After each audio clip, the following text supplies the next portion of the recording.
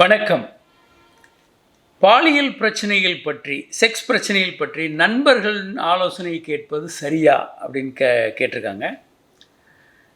பொதுவாக பாலியல் பிரச்சனைகள் அப்படின்னா நீங்கள் அது சம்மந்தப்பட்ட நிபுணர்கள்ட்ட கேளுங்க. அது மட்டும் இல்லை, எல்லா துறையிலையுமே அதுதான். உங்களுக்கு ஒரு பிரச்சனை அப்படின்னா பொதுவாக நாம் மற்றவர்கள் சொல்கிறத கேட்டு தான் செயல்படுறோம். அது ஆபத்தானது. நிறைய பேர் பணத்தை இழந்திருக்கிறாங்க. பொருளாதார ரீதியாக நண்பர்கள் சொல்கிறத கேட்டு இழந்தவங்க, இந்த பல ஏரியாக்களில் பார்க்கலாம். ஏன்னா அவர் நண்பர் எக்ஸ்பர்ட்டாக இருந்தால் கேட்கலாம். அப்படி இல்லாத பட்சத்தில் பொதுவாக நமக்கு தெரிந்ததை விட நம்ம நண்பருக்கு இந்த துறையில் நிறைய தெரிந்திருக்கிற வாய்ப்புகள் குறைவு.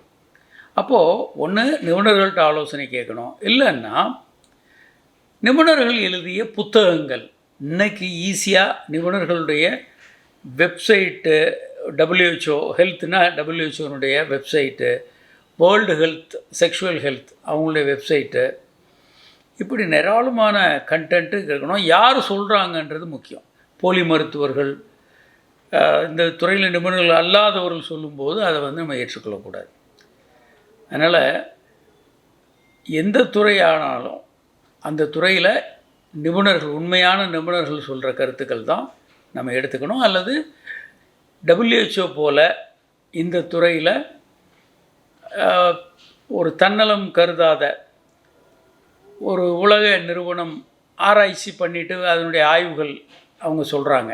சர்க்கரை வியாதி பற்றி, ஆண்மை குறைவு பற்றி, எல்லாத்தையும் பற்றி அவங்க சொல்கிறாங்க. இப்போ கொரோனான்னா தள்ளி நில், ஒரு தூரமாக இடம் விட்டுட்டு நில், மாஸ்க் போட்டுக்கோ, தடுப்பூசி போடு, இப்படி பல்வேறு விஷயங்கள் அவங்க சொல்கிறாங்க. கையை கழுவுங்க, இதெல்லாம் நம்ம பண்ணி தான் கொரோனாலேருந்து நம்ம தப்பிச்சிருக்கோம். அதுபோல்